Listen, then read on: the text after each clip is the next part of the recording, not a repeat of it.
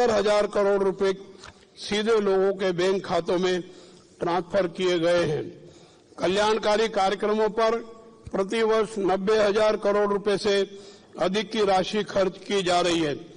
सामाजिक पेंशन, किसानों के पंप सेट के लिए मुफ्त बिजली, कृषि, बागवानी, रेशम उत्पादन, पशुपालन, मत्स्य पालन, खाद्य एवं नागरिक आपूर्ति, हथकरघा एवं वस्त्र, आवास, शिक्षा, उद्योग, कौशल विकास, पिछड़ा वर्ग, अनुसूचित जाति, अनुसूचित जनजाति, अल्पसंख्यक, महिला एवं बाल कल्याण सहित विभिन्न विभागों द्वारा दी जाने वाली प्रत्यक्ष नगद हस्तांतरण योजनाओं, सब्सिडी एवं प्रोत्साहनों से 1.25 करोड़ से अधिक परिवार लाभान्वित हो रहे हैं। सरकार विकास में कर्नाटक का एक अनूठा मॉडल तैयार कर रही है। कर्नाटक विकास मॉडल का मतलब है जन केंद्रित आर्थिक, सामाजिक और सांस्कृतिक शासन व्यवस्था बनाना। इसमें हरित ऊर्जा, महिला सशक्तिकरण आदि भी शामिल है। कर्नाटक मॉडल का अध्ययन विश्व के कई अर्थशास्त्री और विश्वविद्यालय कर रहे हैं। ऑक्सफोर्ड यूनिवर्सिटी ने अपने ह्यूमन राइट्स हब ब्लॉग में इस मॉडल को अंधेरे में रोशनी बिखेरने वाला और दुनिया के लिए एक खाका बताया है। संयुक्त राष्ट्र के प्रमुख ने इस मॉडल के बारे में जानने के लिए व्यक्तिगत रूप से राज्य का दौरा किया और हमारे कार्यक्रमों की खुलकर प्रशंसा की है। शिक्षा क्षेत्र के लिए भारी मात्रा में संसाधन आवंटित किए जा रहे हैं। शिक्षा विभाग में 13,000 से अधिक स्नातक शिक्षक पद भरे गए हैं। उच्च शिक्षा विभाग में 1,088 सहायक प्राध्यापकों के लिए नियुक्ति आदेश जारी किए गए हैं। 8,311 स्कूल कमरों का निर्माण किया गया है। विवेक योजना और विशेष अनुदान के तहत 5,349 स्कूल कमरों का कार्य पूर्ण हो चुका है। वर्तमान में 784 कमरों का कार्य प्रगति पर है।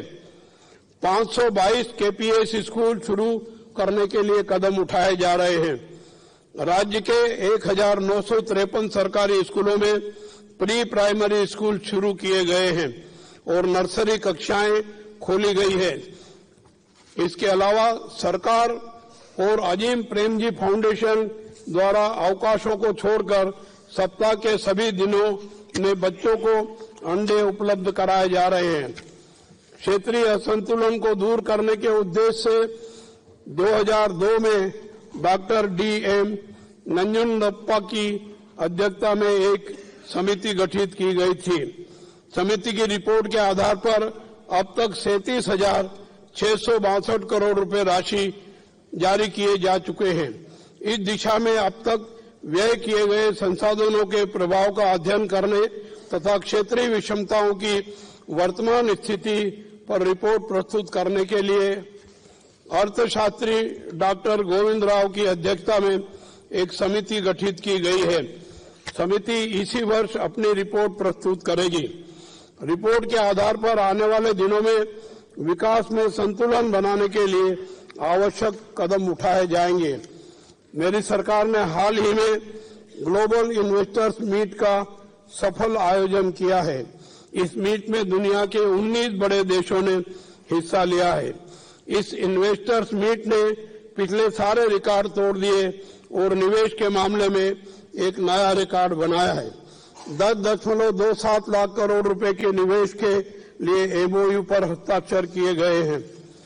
इस बार 75% से ज्यादा निवेश MOU बियॉन्ड बेंगलुरु कंसेप्ट के तहत बेंगलुरु की सीमा से बाहर निवेश के लिए थे। उत्तरी कर्नाटक में 45% निवेश करने के लिए उद्यमी आगे आए हैं। इससे राज्य में बेरोजगारी की समस्या को कम करने में सहायता मिलेगी। कर्नाटक बुनियादी ढांचा उपलब्ध कराने में भी पूरे देश में अग्रणी राज्य है। अपने 2024-25 के बजट का 15.01% पूंजीगत व्यय पर खर्च कर रहा है। यह महाराष्ट्र, तमिलनाडु और तेलंगाना जैसे प्रगतिशील राज्यों से अधिक है। मेरी सरकार शासन में पारदर्शिता लाने के लिए निरंतर प्रयासरत है।